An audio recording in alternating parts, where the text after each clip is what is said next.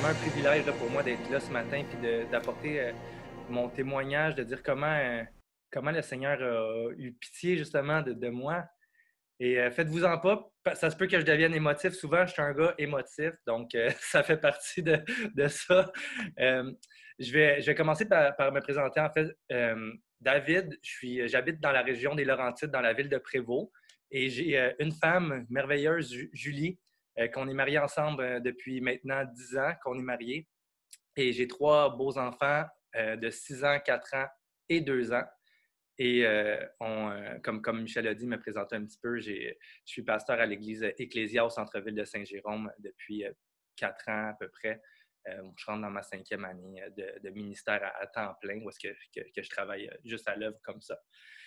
Et comme un peu notre frère la semaine passée, pour ceux qui étaient présents, il faut que je parle un peu du témoignage de mon père avant de rentrer dans comment le Seigneur est venu me chercher. Mais ce que je me rends compte avec l'histoire de Dieu et les êtres humains, c'est que Dieu poursuit les êtres humains. C'est lui qui les cherche, c'est lui qui cherche leur cœur. Et je vais vous montrer comment Dieu m'a cherché, puis qui m'a trouvé, que je l'ai trouvé. Donc, ça a commencé. En fait, mon père, moi, il était un musicien quand je viens d'une famille de 4 enfants. Mon père était un musicien, un chanteur, imitateur d'Elvis Presley. C'était son idole. Toute sa vie était motivée par l'amour d'Elvis Presley. Mon père faisait des shows, il avait beaucoup, beaucoup de talent. Et quand on était petit, ben, naturellement, avec le monde de la musique et tout, ben, mon père consommait, il buvait beaucoup, il prenait de la drogue aussi. Et on n'avait pas une scène, là. Mon père n'avait pas d'argent. Et un jour que mon père était en désespoir complètement, où est-ce qu'il voulait aller s'enlever la vie. Le Seigneur l'a rencontré, lui, d'une manière spéciale. Je ne suis pas obligé de rentrer dans les détails. Bref, tout ce que je veux dire, c'est qu'il y a eu une coupure dans son ancienne vie et il s'est converti au catholicisme, mais solide. Où est-ce que mon père, il a rencontré un curé, le prêtre lui a donné une Bible, mon père a commencé à lire la Bible. Et pour moi, de petit garçon, là, j'avais peut-être 2-3 ans, j'ai des souvenirs de l'appartement où on vivait. Je me rappelle qu'il y a eu une coupure. Où est-ce qu'un dimanche, on a commencé à aller à l'église. Où est-ce qu'un dimanche, mon père n'était plus le même homme. Et toutes nos vies maintenant, là, je le voyais déchirer, briser les disques d'Elvis. Je me rappelle, il travaillait un moment donné, il a appelé ma mère au travail. Il dit, Sylvie, il dit, je veux que tu sortes le sac de poubelle qui est dans le garde-robe, il y a des affaires d'Elvis. Il dit, mets ça dans les poubelles, jette ça. Mon père, il avait tellement été ancré dans ça que pour lui, c'était important de faire un gros ménage. Et c'est venu ça avec la connaissance de la religion dans notre famille.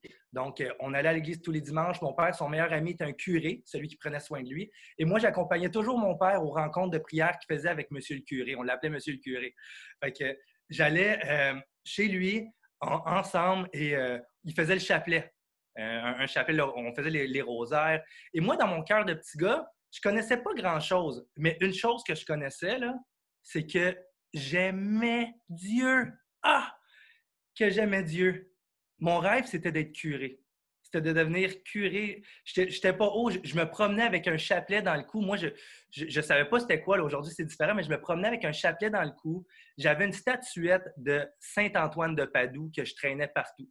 Et dans ma tête de petit gars, dans mon cœur de petit gars, pour moi, là, ça, c'était la manière d'avoir Dieu avec moi. Tu sais, dans le fond, avec ma compréhension limitée, les saints, c'est bon, j'avais mon chapelet, je m'endormais en priant, en parlant à Dieu, et j'étais au primaire.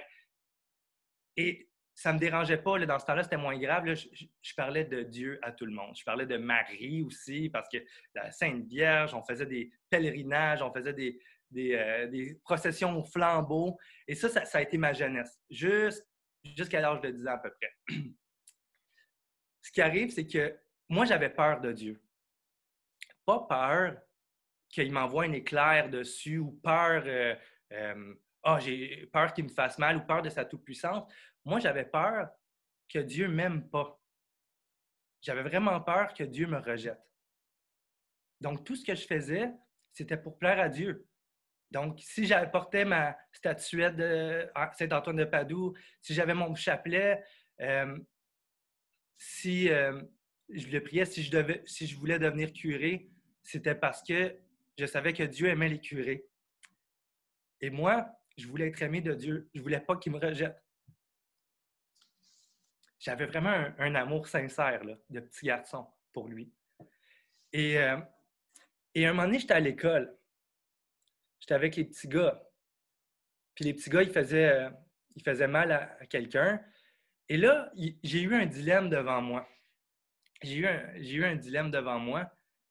Et j'ai fait quelque chose qui m'a marqué à ce moment-là. À la fin de la journée, à la fin de l'école, j'ai pris l'autobus, je suis revenu à la maison, je suis monté en courant dans ma chambre en pleurant. Et là, j'étais dévasté, je pleurais, je pleurais, je pleurais, je pleurais. Fait que là, mes parents voient ça, ils disent, ben voyons, qu'est-ce qui arrive, David? Qu'est-ce qui s'est passé? Ils montent en haut, ils viennent me voir, ils disent, David, c'est quoi qui s'est passé? Puis là, j'étais des gros sanglots, je n'étais pas capable de parler. Il dit, est-ce qu'on t'a battu à l'école? Qu'est-ce qui s'est passé? T'as eu peur de quoi? Et là, et là, comme petit gars, je dis, oui, maman, j'ai, j'ai, j'ai dit le mot cul parce parce que j'avais dit un mauvais mot à l'école. C'était tellement grave pour moi parce que à ce moment-là, je savais qu'en disant ce mot-là, j'étais en train de dire, je savais qu'en quelque part, c'était un mot pas fin, tu sais, un mot vulgaire. J'avais pas le droit de dire ça à la maison pantoute, là. Mais je savais qu'en disant ce mot-là, j'étais en train de dire, c'est pas grave, qu'est-ce que Dieu pense. Je vais dire le mot cul pareil. Et je me suis associé avec les autres. Mais après ça, ça m'est revenu dans la tête. David, t'as dit un mot que Dieu aime pas. Et là, mes parents, quand je leur ai expliqué que j'ai dit le mot, bien, ils sont partis à rire. Ils se sont dit, ben David, et moi, j'avais peur d'aller en enfer. Je vais aller en enfer. Dieu va me rejeter. Je l'ai rejeté tantôt. Pourquoi il ne me rejetterait pas maintenant? Tu sais? Et mes parents disent, ben non, David, Dieu, il t'aime. C'est pas grave, là, le mot cul. C'est bien pire que ça dans la vie, là. Mes parents étaient croyants, mais ils ne connaissaient pas de quelle manière Dieu pouvait me pardonner de ça. Pour eux, c'était juste pas grave. Parce que c'est vrai que ça semble pas grave, mais il y a eu une coupure dans mon cœur. Concrètement, j'ai rejeté Dieu. Et là, mes parents, ce qu'ils disaient pour me faire du bien, ils ne m'ont pas dirigé vers Jésus parce qu'on ne connaissait pas vraiment c'était quoi le rôle de Jésus dans tout ça. Ils ont dit, ben c'est pas grave, David, d'avoir fait ça. Et sans qu'eux s'en rendent compte, c'est pas pour mal faire, mais ben dans mon cœur, ça le fait aussi que ben c'est pas grave. Dieu, il m'aime, il m'aime, il m'aime. Je peux faire tout ce que je veux. Je peux faire tout ce que je veux. Et tranquillement, ben, j'ai commencé à vieillir aussi, puis j'ai commencé à prendre des décisions pour moi-même. Mais Dieu me poursuivait. Dieu me cherchait depuis mon jeune âge. Il a converti mon père au catholicisme. Là, aujourd'hui, c'est autre chose. Maintenant, il croit au Seigneur Jésus. Mais il me poursuit depuis mon plus jeune âge. On habitait un semi-détaché. Et les voisins, c'était des chrétiens évangéliques, qui connaissaient le Seigneur, et ils allaient au camp Bethel. Donc, à l'âge de 10 ans, je me suis retrouvé au camp Bethel. Mes parents, eux autres, c'était correct pour eux, même si c'était pas catholique, parce que bon, c'est chrétien, c'est pas, on n'avait pas une grosse connaissance de ça, là, c'est méconnu quand même, là. Fait que je suis allé au camp Bethel. Et il faut prendre en considération que mes parents, depuis que mon père avait eu sa conversion, là, ben, il était rendu vraiment une bonne personne. Il était vraiment rendu une bonne personne parce que ma tante, elle avait eu des enfants handicapés, paralysie cérébrale, des jumeaux, et elle les a rejetés, elle les a abandonnés, et mes parents, ils ont dit, ben, on va les prendre, nous. On va les prendre chez nous. Ils ont commencé à prendre soin. Ma mère avait déjà 4 enfants en bas âge. Ils ont commencé à prendre soin d'un couple de jumeaux, mes cousins qui habitent encore chez mes parents aujourd'hui, qui ont 25 ans, mes cousins. Et ils prenaient soin, là, si vous aviez vu ma mère prendre soin, puis mon père prendre soin de ces enfants handicapés-là. Et, pour eux, c'était très important. C'était de la manière qu'on se faisait accepter par Dieu. On fait les bonnes choses et Dieu va nous accepter si on fait les bonnes choses. Et pour moi, j'admirais tellement mes parents de les voir ma mère, même aujourd'hui, si vous la voyez servir. C'est un amour spécial. Et quand j'étais allé au camp Bethel, j'avais jamais entendu l'Évangile, moi, avant. J'avais jamais entendu ça. J'avais mes compréhensions et le meilleur ami de mon père, comme je vous dis, était curé. Et, et à un moment donné, on est assis dans la chapelle et il fait l'enseignement. Et moi, je suis jeune, mais je comprenais tout ce qu'il disait par rapport à l'Évangile, par rapport aux œuvres, par rapport à comment on est sauvé. C'est écrit dans Isaïe 64 au verset 5, il dit « Nous sommes tous devenus comme des objets impurs et toute notre justice est pareille à des habits tachés de sang. Nous sommes tous aussi fanés qu'une feuille et nos fautes nous emportent comme le vent. » Et c'était...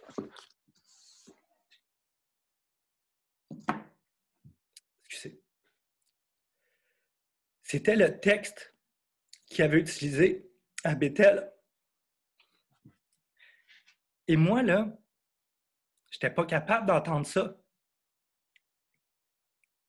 Je n'étais pas capable. Mes parents qui s'appuyaient sur leur justice pour être des bonnes personnes. Et là, j'étais plus capable d'être au camp Bethel. J'étais plus capable. Moi, j'avais stické sur le fait que Dieu nous rejetait.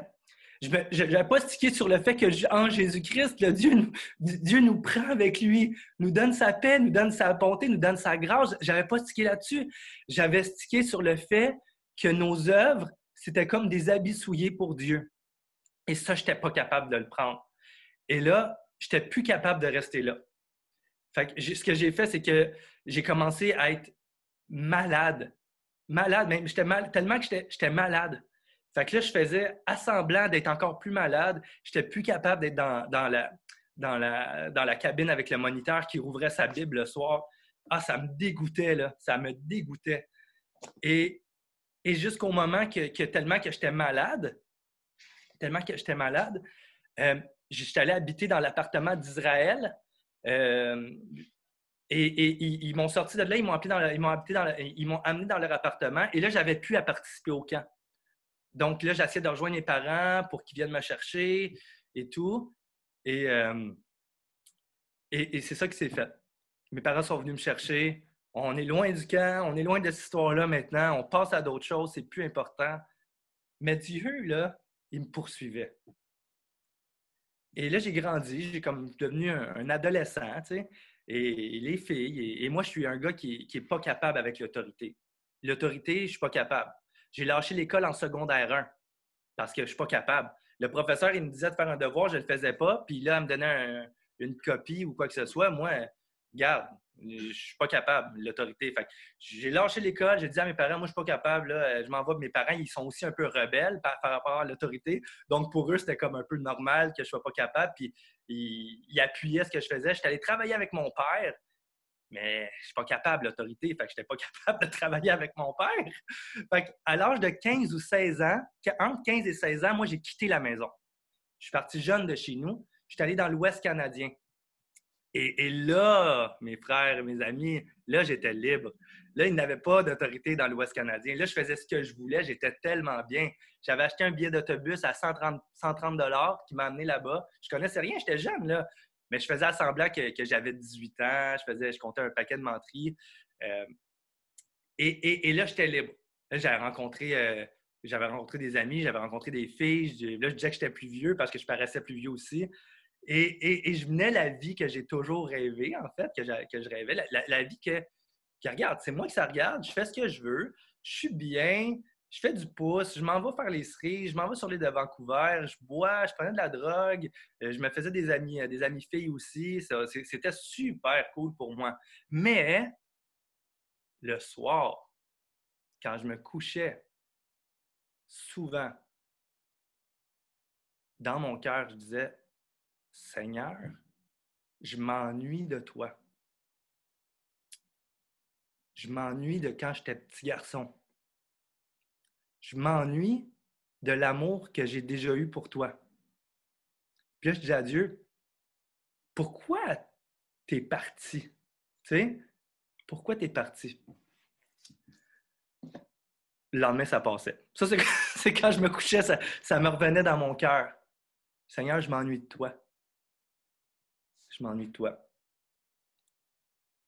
Et pas longtemps après, à l'âge de 17 ans, j'ai rencontré Julie. Ça, c'est mon épouse aujourd'hui. Et, euh, et Julie, elle était hippie pas mal, la drogue aussi, les tresses, John Lennon, les Beatles. Fait qu'on on fitait bien ensemble, là. Et, euh, et, on a commencé à se fréquenter, à être ensemble sur des bases vraiment drogue et alcool et tout. Puis par la force des choses, on a commencé à développer des sentiments l'un envers l'autre. Mais sauf que moi, dans ma vie, c'est moi qui gère ma vie. C'est moi qui prends des décisions. Toi, la grande Julie, tu suis ou tu suis pas, je m'en fous. J'étais orgueilleux comme ça. C'est moi qui prends mes décisions. Je sais où est-ce que je m'en vais.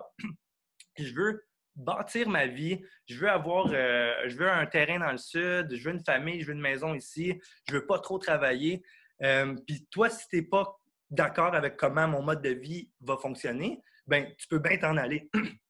Super, super tough, le gars, là, je faisais mon tough, puis j'étais méchant avec elle, je lui parlais mal. Si j'étais un gars colérique, comme j'ai pété des coches à maintes reprises après Julie. Euh, Puis pour vrai, ça a été par la grâce de Dieu que jamais j'ai été violent physiquement avec, mais j'ai tellement été violent verbalement avec elle. Puis dans le fond, c'était correct, c'est comme ça que je me sentais en contrôle des choses. Moi, je contrôle tout. Puis elle suit, elle fait ce qu'elle veut. Puis j'étais comme ça avec mes amis aussi. Tout le monde me connaissait dans mes amis comme ah, on le sait, là, David, il faut pas trop parce qu'il pète des coches. Puis c'est ça, il se fout bien de tout le monde aussi. Mais en même mes parents, c'était pareil. Je m'en fous. Tu sais, quand je suis parti à 15 ans là, de la maison, ça a été vraiment dur pour mes parents, mais je m'en foutais là, de mes parents. Et, et, et, et pour eux, j'ai tellement été arrogant envers mes parents. Tout le monde arrogant. Non, je veux rien savoir de ça, ou tu me donnes de l'argent, ou je parle mal à ma mère. Et, euh, et ça, là, c'est comme ça que je me voyais aussi. Le gars qui fait bien ce qu'il veut, qui est en contrôle, qui est orgueilleux, mais qui, qui sait où est-ce qu'il s'en va. Je savais où est-ce que je m'en allais. Tu sais, j'avais un plan pour ma vie. Mais Julie, elle, pendant ce temps-là, là, elle était, elle avait le cœur brisé dans elle, là. Elle était super dépendante affective. Et moi, j'étais un des plusieurs gars avec qui elle avait eu des relations. Et pendant les 5 premières années de notre relation, ben Julie, elle, même si en surface, parce que moi, je semblais tout contrôler, ben Julie, elle voyait d'autres gars. Et je ne savais pas. On avait fait des voyages ensemble, on avait des plans ensemble, on projetait de s'acheter une maison ensemble, on voulait avoir des enfants ensemble, mais toujours dans le contexte où est-ce que c'est moi le boss, là. Euh, et, euh, et un moment donné, on travaille, puis j'apprends que Julie, elle me trompait avec mon boss, dans le fond. Et là, pour le gars qui était tellement sûr de lui, qui était tellement en contrôle, qui était tellement orgueilleux, ben, d'apprendre ça de Julie, que je voyais comme fragile. Je la voyais fragile, je la voyais comme bonne. Tu sais, même si j'étais méchant avec elle, moi, je la voyais comme une femme douce, une femme bonne. Ça m'a rentré dedans, ça. Ça m'a brisé total. Toutes mes amies étaient au courant aussi. Toutes mes amies étaient au courant. Et pour un gars orgueilleux, c'est impossible là, de vivre ça. Et je pensais que je connaissais où est-ce que je m'en allais. Je pensais que je savais avec qui j'étais. Je pensais qu'on allait avoir une maison. Je pensais qu'on allait avoir des enfants. Puis finalement, elle est partie avec un autre. Et là, ça m'a fait tellement mal. Ça m'a démoli. Là, je ne savais plus quoi faire. Là. Je dis, bon, mais finalement, il n'y a rien de ce que je veux faire, que je voulais faire, qui fonctionne. Il n'y a rien que je pensais contrôler, que je contrôle. Et là, dans sa grâce, Dieu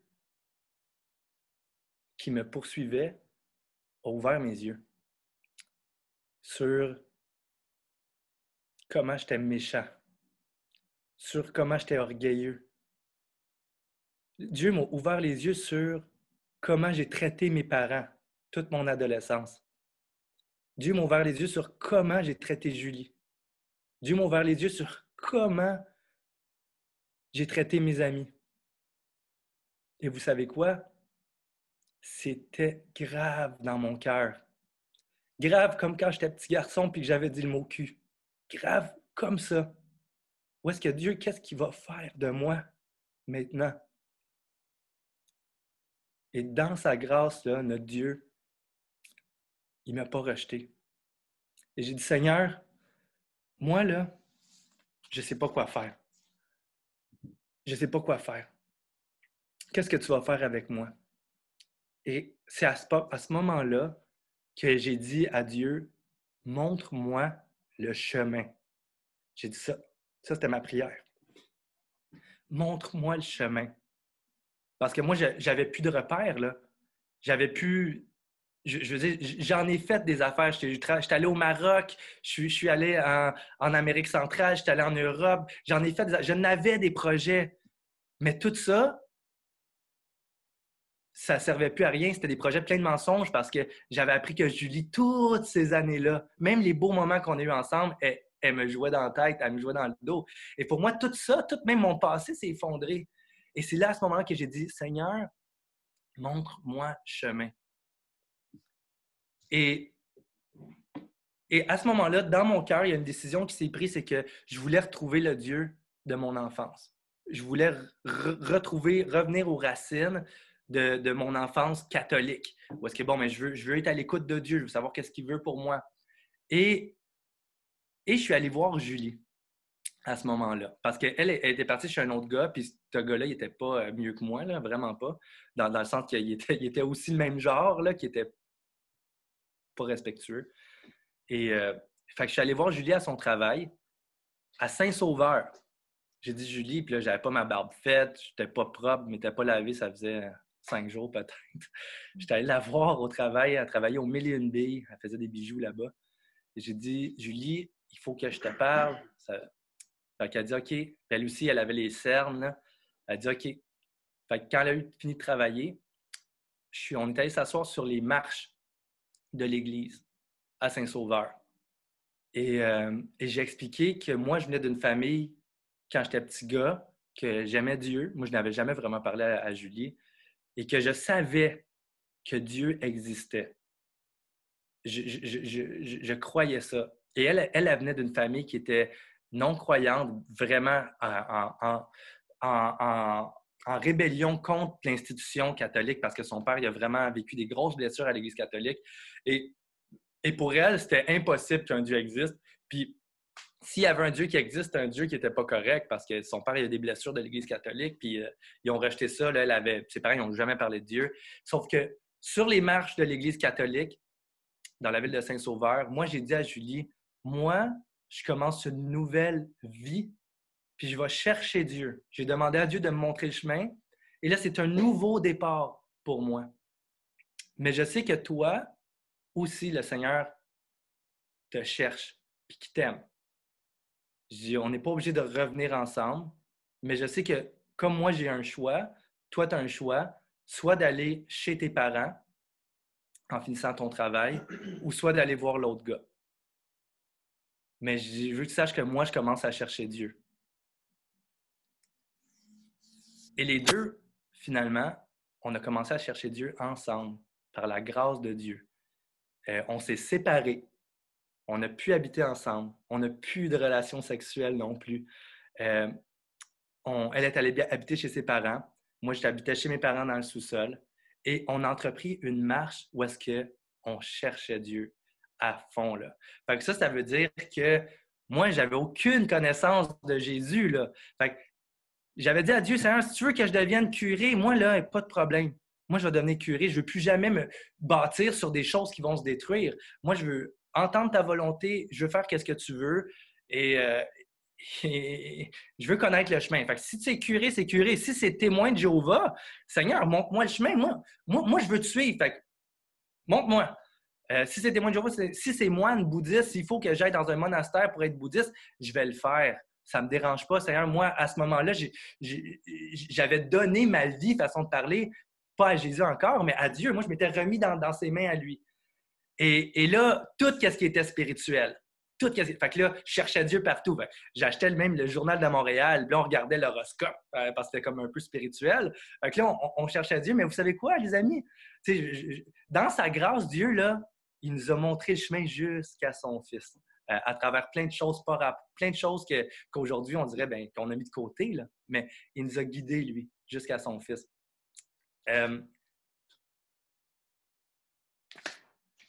Il y a une guérison qui s'est faite dans mon cœur et dans le cœur de Julie aussi. Et on s'était dit que le mariage était devant Dieu, que le mariage était quelque chose que Dieu voulait, que c'était bon pour lui, puis qu'on ne pouvait pas être ensemble si on n'était pas mariés. On voulait repartir sur des nouvelles bases. Et on n'était pas encore prêt à se marier, mais on savait qu'un jour, on allait revenir ensemble puis qu'on allait se marier. Et moi, je suis un gars coup de tête. Et au mois d'avril, de l'âge de mes 22 ans, en fait, j'ai dit à Julie, hey, on va-tu faire le chemin de Compostelle en Espagne? Je ne sais pas si vous connaissez ça. J'avais pas dit ça, je pense que j'avais 200$. Là. Puis j'ai dit, on va-tu faire le chemin de Compostelle? Ça va faire du bien. Il me semble que ça va faire une coupure entre toute cette chose-là qui a été tellement dure pendant les années. On va faire une coupure. On va aller marcher 800 km ensemble. Fait que Julie, elle suivait de toute façon. C'était d'une autre manière, là. C'était pas dictateur. C'était un projet que je voulais faire avec elle. Et elle a dit, ça me rend inconfortable, mais OK, on va le faire. Donc, on a fait une coupure. On est parti à Compostelle et on a marché. Et à travers cette marche-là, il y a tellement de choses que le Seigneur a fait dans nos cœurs. On a tellement parlé, Julie et moi, parce que quand on marche, là, si on marche 20-30 km dans une journée, là, il en passe du paysage, puis il en passe des discussions, puis le Seigneur a tellement été bon avec nous. Puis là, le soir, après la marche, on allait à l'église catholique parce qu'il y avait des messes et le prêtre parlait puis il disait, bon, mais je sais pas, exemple, il y en avait un qui avait dit à un moment donné, il y en a qui viennent faire le chemin de Compostelle parce qu'ils ont des choses à se faire pardonner, fait que vous êtes là pour vous faire pardonner puis vous marchez. Mais nous autres, c'était un peu pour ça aussi. On voulait comme un peu expier un peu tout le mal qu'on avait fait. Fait que pour nous, c'était aussi une manière de dire, bon, ben, on fait de quoi de bon? La marche de Compostelle, c'est Dieu aime ça, puis ah ouais, on y va. Et après cette marche de Compostelle-là, quand on est revenu, là, on était vraiment prêts à se marier. On était guéris, on n'avait plus peur. J'avais retrouvé ma confiance en Julie. Julie, elle avait vu qu'il y avait eu un changement dans ma vie aussi parce qu'on a eu beaucoup de... C'est quand même des grosses difficultés, là, marcher autant que ça avec pas d'argent. Et elle a vu que oui, on pourrait se marier ensemble. On était amoureux, là, vraiment. Là. Et là, je vais à l'Église catholique. Parce que moi, on va se marier, c'est à l'Église catholique. Fait que là, j'arrive à l'Église catholique. Ouais, bon, j'explique ça, je veux me marier avec mon épouse, blablabla. Mais bizarrement, moi, j'ai pas de confirmation. Et là, le monsieur le curé, il dit, ça prend un cours préparation au baptême, préparation au mariage, et ça prend ta confirmation. Il dit, sinon, moi, je peux pas te marier. Et là, tu embarques dans un processus qui dure longtemps. Et moi, l'autorité, là, puis ces affaires-là, je suis pas capable. Là. Fait comme, même là, j'avais pas plus... mon cœur était pas plus doux à l'autorité. Fait que là, c'est bien compliqué, on veut se marier, il me semble. C'est pas compliqué, on veut se marier devant Dieu. Et là, je me suis souvenu, fait que là, moi, à partir de là, l'Église catholique était barrée. Et je me suis souvenu, du père d'un de mes amis qui était pasteur. Je ne savais pas trop c'était quoi. J'ai même pas fait le lien avec Bethel et les chrétiens, mais je savais qu'il était pasteur, qui pouvait marier, que c'était un homme de Dieu. Ça, je savais ça. Guy Lavoie, qui était le père de mon ami Jérémy, puis Toby, en fait. Et là, j'ai dit, bon, ben, je vais aller cogner chez eux, moi. Je vais aller demander. Guy, c'est un homme de Dieu, fait il va sûrement vouloir nous marier. Lui, il peut faire des mariages, il a le droit. T'sais. Puis moi, que ce soit un curé, que ce soit un témoin de Jéhovah ou que ce soit un pasteur baptiste, pas grave. Moi, s'il croyait en Dieu, ben Dieu va être à notre mariage. C'était pas trop compliqué. Fait que, moi, je vais toujours me rappeler toute ma vie. J'étais allé cogner à la porte de Guy Lavoie. Je suis sur son balcon, toc toc. C'est Manon, son épouse, qui m'ouvre la porte. Fait que là, elle est toujours surprise un peu, on dirait, quand il y a quelqu'un. Oui, je dis, ouais, je m'appelle David, j'aimerais ça parler au père de Jérémy. OK? Et là, Guy, il était dans le sous-sol avec ses lunettes. Et là, il vient dans la lumière de la porte. Moi, je suis en haut dans l'entrée. Puis il a ses feuilles dans les mains, puis il me regarde, puis je vais toujours me rappeler de son regard. Il ne comprenait pas ce qui se passe, qu'est-ce que je voulais, ce que je faisais là. Je dis, ben oui, bon, mais là, je me présente. Là, j'explique rapidement. Euh, qu'est-ce qui s'est passé dans la dernière année. Et j'ai dit, maintenant, on veut se marier. Et Guy, il a dit, ben, je peux pas vous marier là, mais je peux vous inviter à souper. Et ceux qui le connaissent, vous savez que j'étais tombé dans les mains de la bonne personne. Et ça a changé notre vie. Encore plus. On était à son souper, fait qu'il dit, David, conte-moi l'histoire que tu m'as contée rapidement, mais va en détail. Fait que je commence à y compter. Je commence à y dire que j'aime Dieu, que c'est pour ça que je veux me marier, c'est parce que j'aime Dieu, puis que je sais que Dieu aime le mariage. Et Julie parle et on s'échange. Et il dit, David, dans cette dure année-là que tu as vécue, là, qu'est-ce que tu as appris? Qu'est-ce que ça a changé dans ta vie?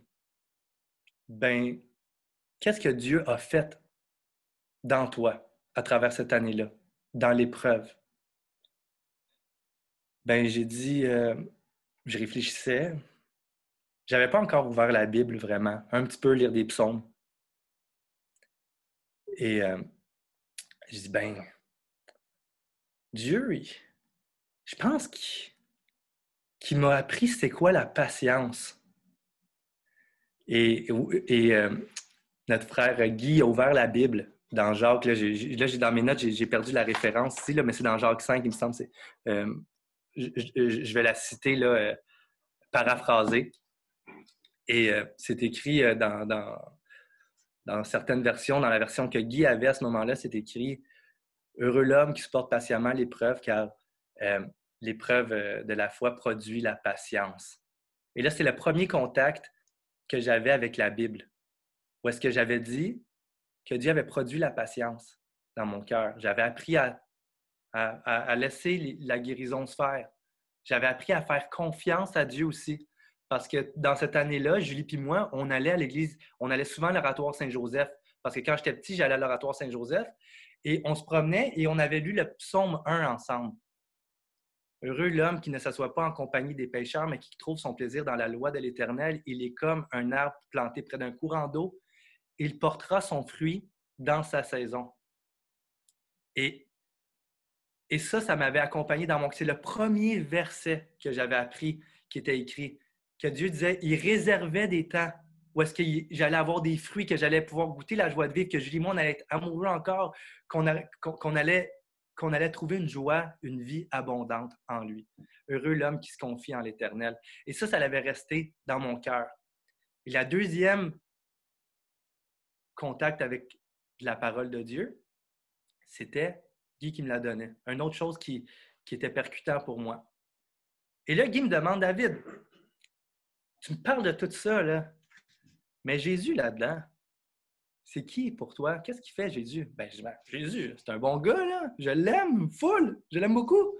Je m'étais fait embarquer souvent par quand j'étais dans l'Ouest canadien, par du monde, des chrétiens qui m'embarquaient et qui me parlaient de Jésus. Ben, je dis, mais ouais, amen, Jésus, il est cool, il est fin, Dieu l'aime, là, tu sais. J'avais rien contre Jésus. Fait que Guy me dit, Jésus, qu'est-ce qu'il fait dans ta vie? C'est comme, parle-moi de lui. Fait que je dis, ben, moi, Jésus, je l'aime. C'est un bon ami, dans le sens que je vois que c'est correct pour Dieu. Tu sais, je vois que c'est quelque chose de bon, Jésus pour Dieu. Mais honnêtement, là, ça, j'ai dit à Guy, j'ai dit, mais c'est comme s'il était un intrus dans ma relation avec Dieu. C'est comme s'il était un intrus. Je ne sais pas, moi, qu'est-ce qu'il vient faire dans ma relation avec Dieu. J'ai dit, je ne connaissais pas son rôle. Et Guy a dit, ben, il nous a présenté l'Évangile à ce moment-là. Il dit, tu sais, tu parles de rejet de Dieu, tu parles que tu veux avoir Dieu dans ta vie, tu parles que tu veux communier, tu veux aller au ciel aussi et tout. Ben, simplement comme ça, Guy, à ce moment-là, avec notre peu de connaissances qu'on avait, il a dit, ben, il y a un gros trou entre toi et Dieu. Un gros trou. Tu es sur le bord d'une falaise, puis le Dieu que tu aimes est là. Et Jésus, c'est un peu comme le pont qui t'amène à Dieu. Je suis le chemin, la vérité et la vie. Et là, ça commençait à faire du sens. Ça commençait à faire du sens. Jésus qui a été jugé, tout ce que tu as fait de mal, ce qui était grave dans ton cœur, Jésus a été jugé à ta place sur la croix pour que tu n'aies pas, David, à recevoir la colère de Dieu que tu ne pourrais pas supporter de toute façon. Mais Dieu, qui t'aime, a envoyé son Fils mourir à ta place sur la croix. Et maintenant, tu peux demander à son Fils, Jésus, de venir habiter, de te donner l'Esprit Saint pour pouvoir avoir la vie que tu souhaites, la vie que tu as commencé à avoir. Et Guy m'a lu Apocalypse 3. C'est Jésus qui parle. Il dit, voici, je me tiens à la porte et je frappe. Si quelqu'un entend ma voix et qu'il ouvre la porte, j'entrerai chez lui. Je souperai avec lui. Je souperai avec lui et lui avec moi. Et là, j'ai commencé à avoir vraiment peur. Vraiment peur de Dieu. Vraiment peur de... Qu'est-ce que ça veut dire là maintenant? De me tourner vers Jésus pour la confiance de la vie éternelle, pour les prochaines étapes de ma vie.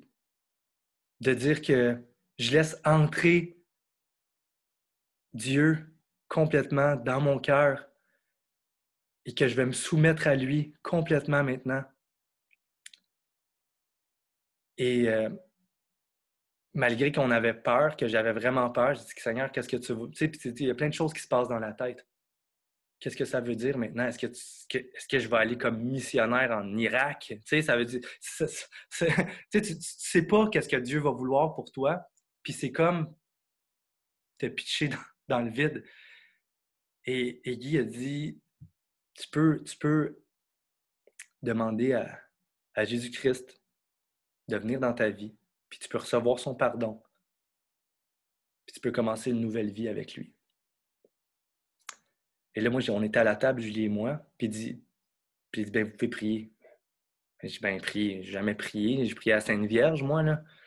Il dit, non, tu peux parler à Jésus. C'est lui le seul chemin pour aller au Père, tu peux lui parler à lui pour qu'il vienne. Tu peux l'inviter comme il cogne, là. Comme notre frère a dit la semaine passée, il ne défoncera pas la porte. On l'invite. Et là, j'étais sur la table, assis à la table, mes mains tremblaient. Puis j'ai fait cette prière-là, j'ai dit, Jésus, viens.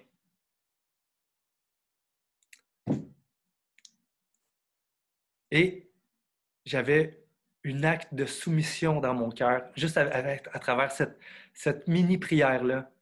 J'avais soumis ma vie complètement à Jésus-Christ. J'ai dit, bon, là, c'est concret. Le vrai roi dans ma vie, c'est pas moi, c'est Jésus qui rétablit ma relation avec Dieu. Et à ce moment-là, Guy a dit, là, vous avez marché, vous avez fait le chemin de Compostelle, mais il dit, vous savez, s'il y a une autre épreuve qui arrive dans votre vie, là, ça va faire la même chose. Ça va faire la même chose. Vous allez tomber, vous allez perdre vos repères parce que vous n'avez pas de racines. Et qui sait où aller, ce Guy-là, hein? Vous n'avez pas de racines. Et il a dit, David, il faut que tu fasses des racines à partir d'aujourd'hui dans la parole de Dieu. Il dit, t'es comme un arbre. T'es comme un arbre là, qui s'enracine dans ce que Dieu dit dans la parole. Et si jamais il y a des vents, si jamais il y a des épreuves, il dit, tu vas être enraciné partout dedans. Et tu vas fonder ta vie sur ce que Dieu dit là-dedans. Et ça va te garder dans le chemin. Ça va te garder les yeux fixés sur l'espérance que tu as. Ça va te garder debout dans ta foi. Il faut que tu fasses des racines. Et là, on est parti de chez Guy. Ah oui, en passant, il a décidé de nous marier après ça. Il a dit oui, je vais vous marier. Mais là, on tombe dans une autre histoire. Il a décidé de nous marier. Et après, on est parti de chez Guy. Et Julie et moi, on était dans l'auto, on capotait. On dit, c'est ça, Seigneur! C'est ça qu'on parlait, c'est ça qu'on cherchait, on cherchait Dieu. On avait trouvé Dieu. Et c'est depuis longtemps que le Seigneur nous cherchait. Depuis longtemps que le Seigneur nous cherchait. Juste avant que tout ça éclate, avec Julie, que j'apprenne tout ça, on avait été prendre un café à Sainte-Thérèse avec Catherine Bourque et Benoît Brulotte. Catherine Bourque était une amie de Julie à l'école. Et Julie, elle était non-croyante, comme je dis, elle se foutait de l'Évangile et tout, là. Mais Catherine, elle témoignait à Julie. Et un jour, Julie, voyant que son couple, puis qu'elle, elle s'en allait sur la dérape, elle a dit, je vais inviter Catherine puis Benoît. Et on est allé prendre un café ensemble et Benoît me parlait de Dieu. Et ça faisait tellement du bien à mon âme. Mais en même temps, je n'étais pas prêt. Je n'étais pas prêt d'aller vers Dieu. Il a fallu qu'il arrive toutes ces épreuves-là. Et c'est aujourd'hui que je vois à quel point que Dieu nous poursuit tout le long.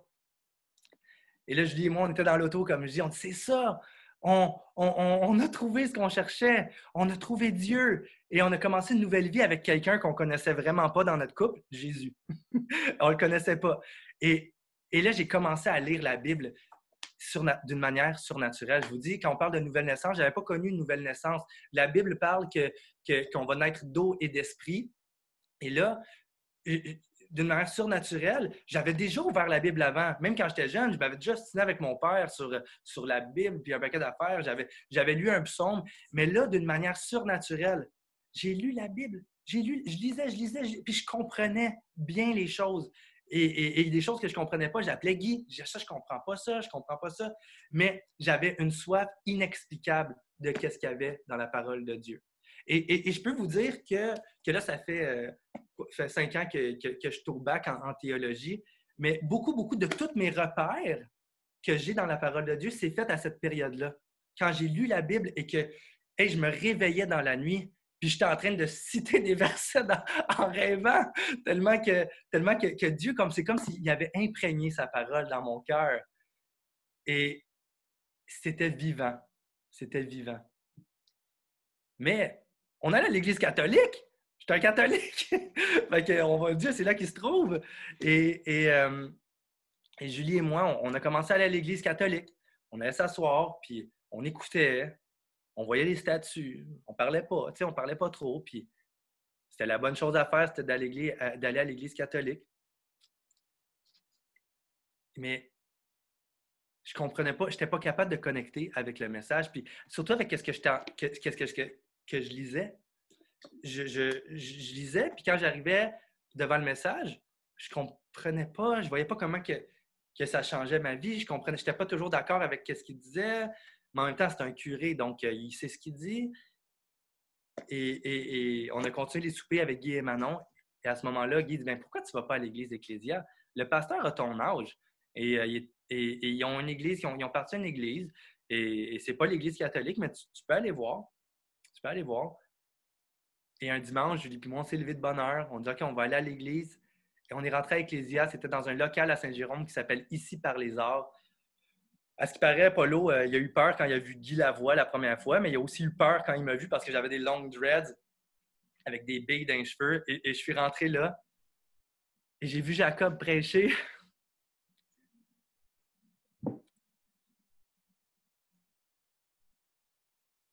Et j'ai vu Jacob prêcher l'évangile de Jésus-Christ, celle que je comprenais dans la Bible. Et il était en jeans. Il y avait un chandail coton ouaté, pas trop propre. C'était un gars comme moi. C'était pas un curé qui était détaché du monde, c'était un gars comme moi, qui aimait sa femme, Un gars comme moi qui comprenait l'Évangile puis qui était en train de l'annoncer à tout le monde qui était assis là. Et là, Dieu m'a vraiment conquis encore plus. Il m'a fait rencontrer son Église. Et Julie puis moi, quand on est sorti de l'église à Ecclésia, ce dimanche-là, c'était un beau dimanche qui faisait soleil, là. Et c'était une autre grâce, une autre expérience.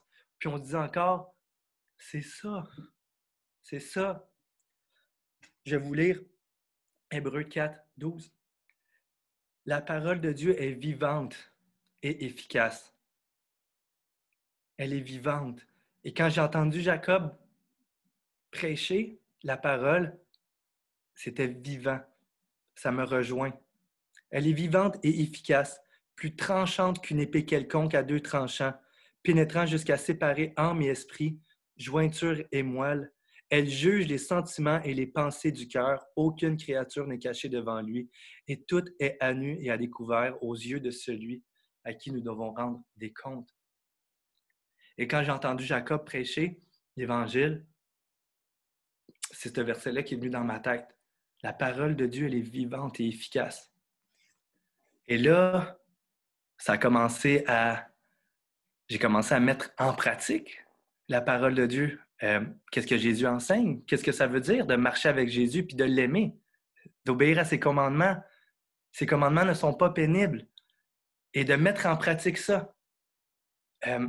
On a commencé à ouvrir notre maison pour annoncer l'Évangile. J'ai commencé à me chicaner avec mon père. Moi, j'étais zélé, là. Mon père, c'était un catholique. J'étais zélé. Je dis, papa, là, tu lâches ça, là, Marie, là, puis ces affaires-là. T'arrêtes ça, là. Dieu, il n'a pas besoin de Marie pour qu'il t'aime, là. Ça n'a pas rapport. Mon père, il a fait des vœux à Marie dans sa conversion. Lui, il avait fait des vœux, des promesses, puis il avait dit que c'était à elle qui portait allégeance. Et là, ça faisait des chicanes. Et ma mère n'était pas contente parce que moi, j'y allais là, pas avec du revers de la main, pas avec le dos de la cuillère, comme on dit. Et, et là, je dis, oui, mais on est sauvé, papa. Il dit, non, non, là, dis pas ça, là. On n'a pas le droit de dire ça, qu'on est sauvé. Tu peux pas savoir si tu es sauvé. Tu parles à la place de Dieu, tu prends l'autorité de Dieu. Tu sais, je dis, non, non, non, c'est la Bible qui dit qu'on est sauvé.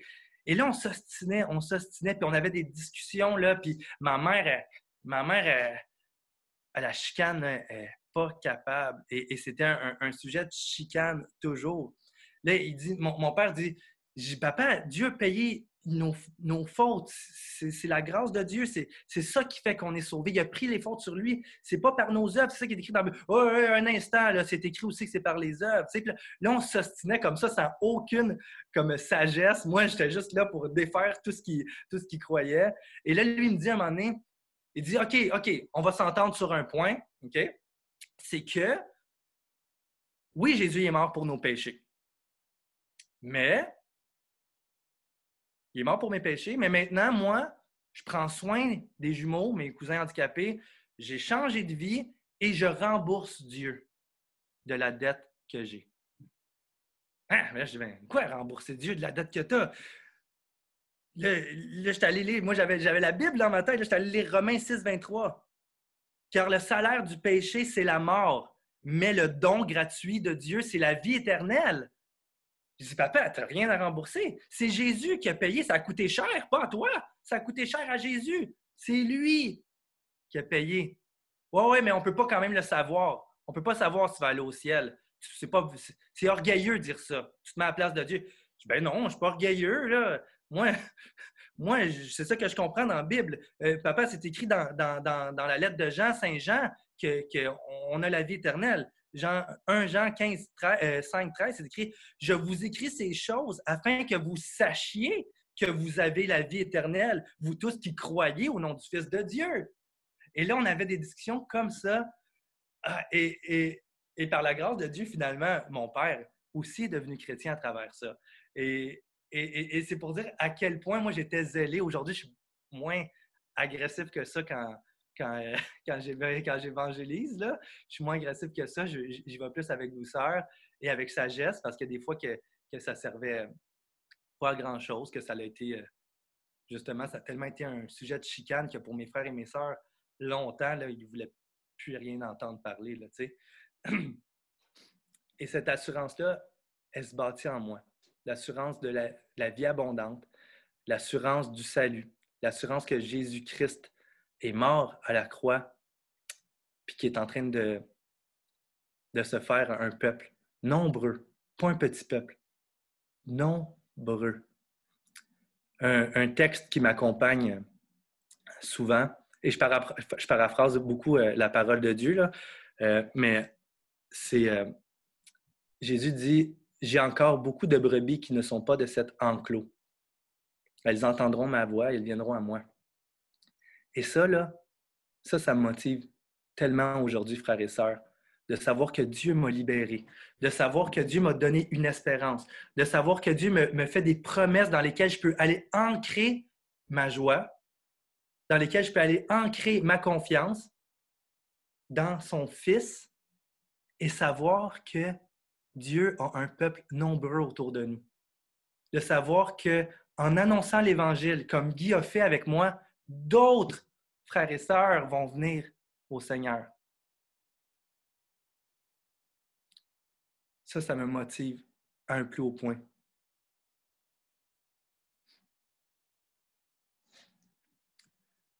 Renoncer à tout, comme j'ai fait. J'ai renoncé absolument à tout pour recevoir de Dieu une espérance vivante, une espérance éternelle. Dans toutes les choses que je m'appuyais, avant, je m'appuyais sur le contrôle. J'étais ancré, j'ancrais ma sécurité, j'ancrais mon bonheur, j'ancrais ma joie dans le fait que je contrôlais les choses, que je savais où que je m'en allais. Mais finalement, ce n'était pas ancré solidement. J'ancrais des choses dans mes actions. Quand j'étais petit gars, j'ancrais ma sécurité, ma joie dans le fait que je faisais les bonnes décisions, puis que j'aimais Dieu et que Dieu allait m'aimer sur cette base-là.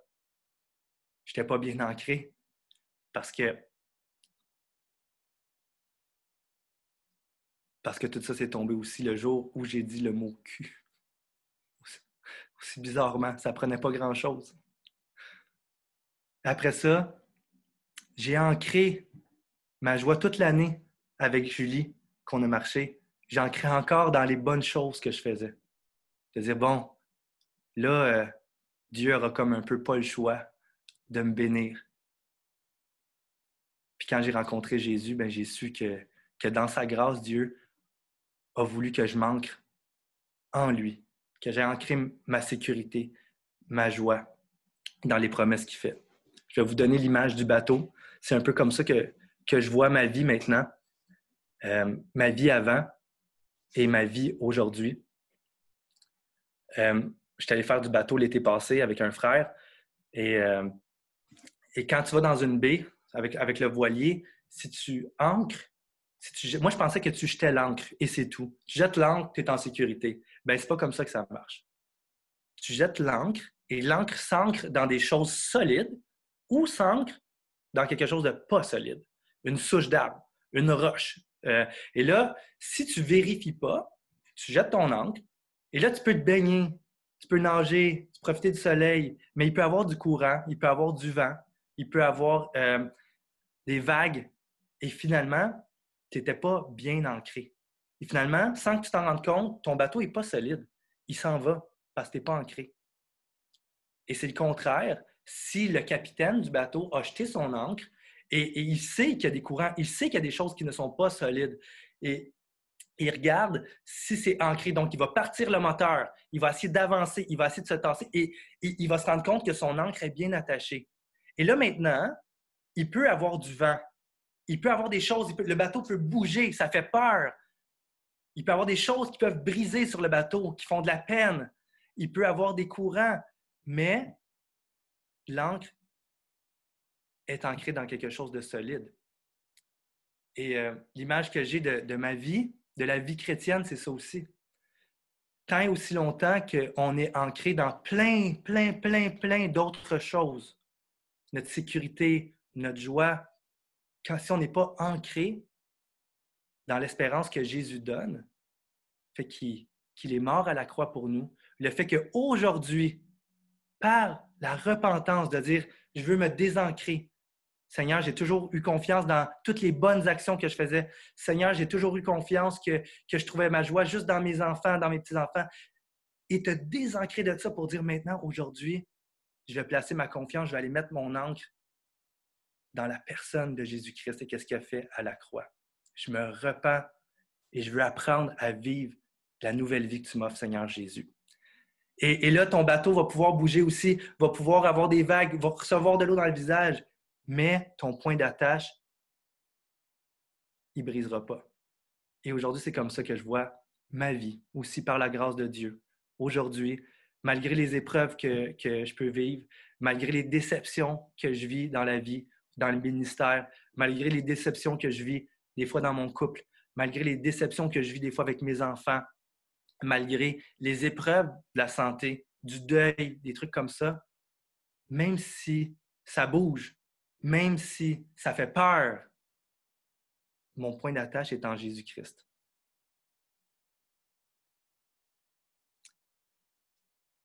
Jésus dit, « Je suis le chemin, la vérité et la vie. »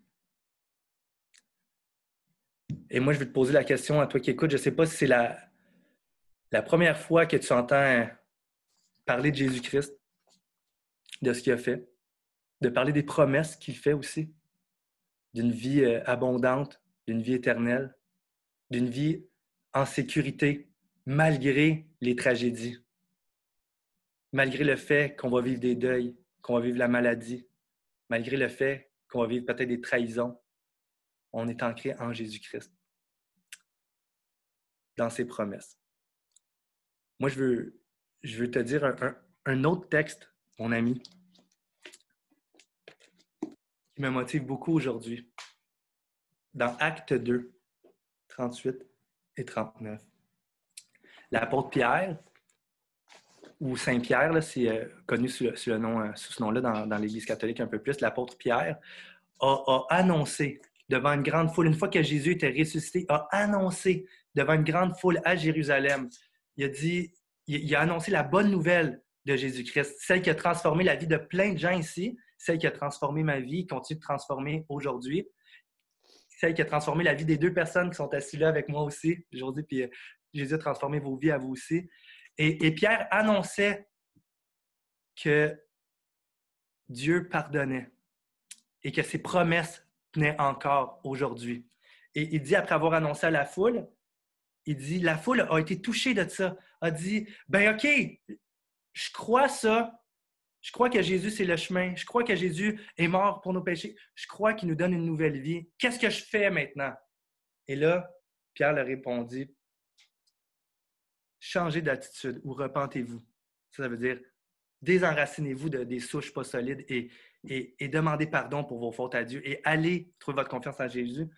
OK, là, à ce moment-là, changez d'attitude et que chacun de vous soit baptisé au nom de Seigneur Jésus pour le pardon de vos péchés et vous recevrez le don du Saint-Esprit. Au verset 39, c'est écrit, « En effet, la promesse est pour vous, pour vos enfants et pour tous ceux qui sont au loin, en aussi grand nombre que le Seigneur les appelle. » La promesse n'est pas juste pour nous. La promesse est aussi pour toi, qui est au loin. Je ne sais même pas où est-ce que tu es là, dans ton salon. La promesse est pour toi. Puis, l'invitation que moi je veux te faire aujourd'hui, c'est de te tourner vers Jésus, de recevoir, comme moi, la table, que j'ai reçu l'espérance, que j'ai reçu les promesses de Dieu, que j'ai reçu une nouvelle vie, j'ai reçu l'Esprit de Dieu à ce moment-là. Bien, cette promesse-là est aussi pour toi, pour tes petits-enfants, et en aussi grand nombre que le Seigneur Jésus les appelle. Après ma conversion, mon père est venu au Seigneur, j'ai des amis qui sont venus au Seigneur, mon frère est venu au Seigneur. La promesse est pour tous ceux que Jésus appelle.